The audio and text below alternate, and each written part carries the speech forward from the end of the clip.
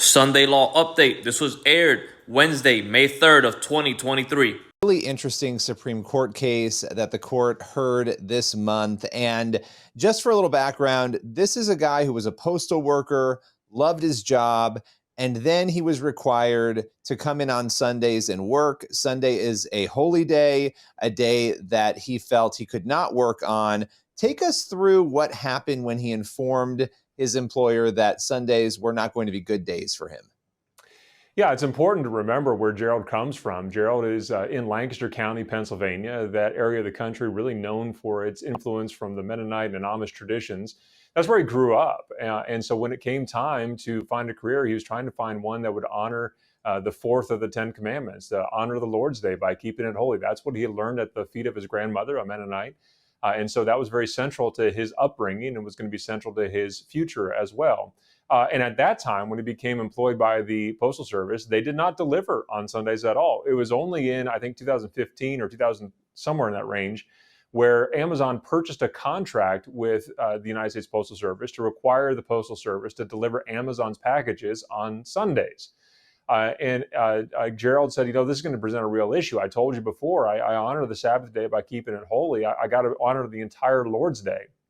And so had he had enough seniority, he could have just scheduled himself off of working on Sundays as the most senior postal workers did.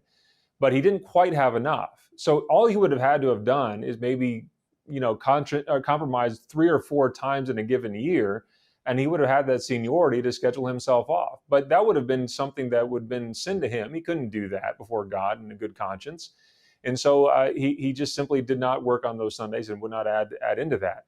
And so it took a lot of discipline to get to the point where he ended up having to quit. We can talk about that later on. But I thought what was most interesting in the midst of the entire process, they actually offered 2 different kind of compromises, so to speak, during the time. Number one, you could go to church in the morning and come in the afternoon.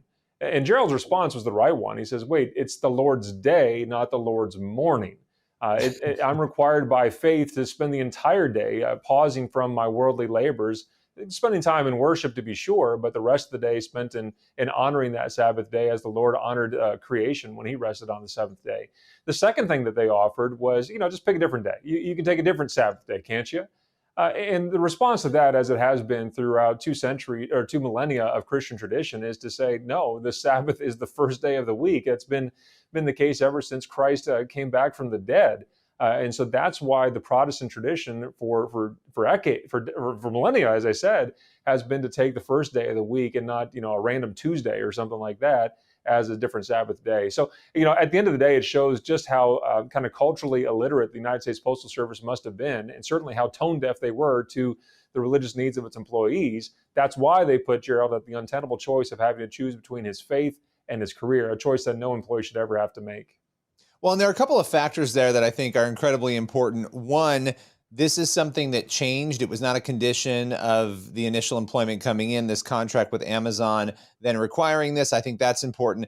The other aspect, in light of what you just described, the USPS is part of the government. This is a government institution, right? This is a government, facet of the government. And that suggestion of choosing a different day to worship essentially is very bizarre on some levels to me that would be suggested. You can almost understand the first compromise. Okay, they're trying to figure it out. But to your point, in his eyes, this is a full day commitment under the faith. Why do you think, obviously this made its way to the Supreme Court, lower courts siding with the Postal Service. Why do you think those lower courts made the rulings that they did?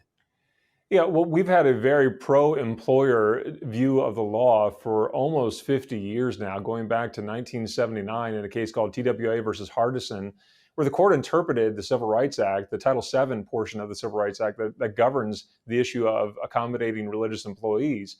And that court said that, what Title VII says is that an employer has to accommodate the religious beliefs of an employee unless they can show that it causes an undue hardship to the employer's business. Well, what constitutes an undue hardship? Well, that case said a lot of things, but way in kind of a corner of that opinion, it said that if it's a de minimis cost to the employer, meaning a very little tiny bit of trifling, then that's enough to trigger the duty or to release the employer from having to accommodate the employee.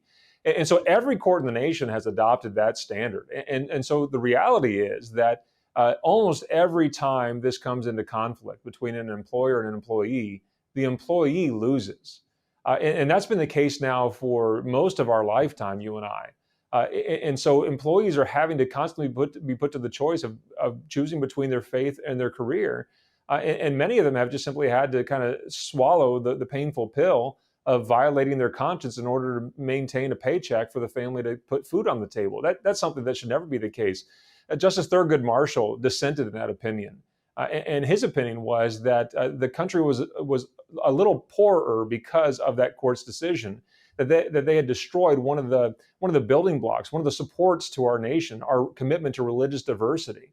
And until that case is overturned, he said, the nation's going to be all the more poor because of it all. And so I hope with this decision, and I think we're going to see something different. I hope that difference is going to be something that upholds the idea that employees ought to be able to go to work as people of faith. It would have been shocking to me. There's a couple shocking things with the United States Postal Service here. Number one, they're one of the biggest employers in the world. They couldn't find somebody else to cover the spot. I find that hard to believe. But would they have made the same suggestion to other religious minorities? Would they have told a Seventh-day Adventist that you can't take Saturday as a Sabbath? You got to move it to Sunday?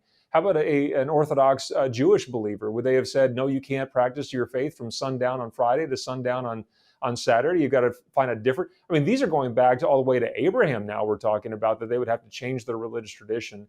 I find it very difficult to believe that the United States Postal Service would have been so aggressive in suggesting that the employee change their religious beliefs if they're from a different tradition. But they wanted to make an example out of Gerald. And that's why they subjected him to so much discipline and even suggested that he change his religious beliefs or adhere to a different level of those religious beliefs than what he was convinced he was supposed to follow. In 2025, the sitting president of the United States of America is going to enforce a Sunday law. The rest of the world is going to follow suit. This is the mark of the beast. God understands you've been deceived. So what God is going to do, he's going to reveal the 10 commandments to the world again, right before the return of Jesus Christ. Ron White's testimony will come to pass very soon. God is always talking. You always listening. If you haven't heard of Ron White, you might want to go look him up and go check out his testimony of what took place when God led him to Jesus' crucifixion site and what happened when he found the Ark of the Covenant and the 4 angels appeared to him and they told him what the mark of the beast is.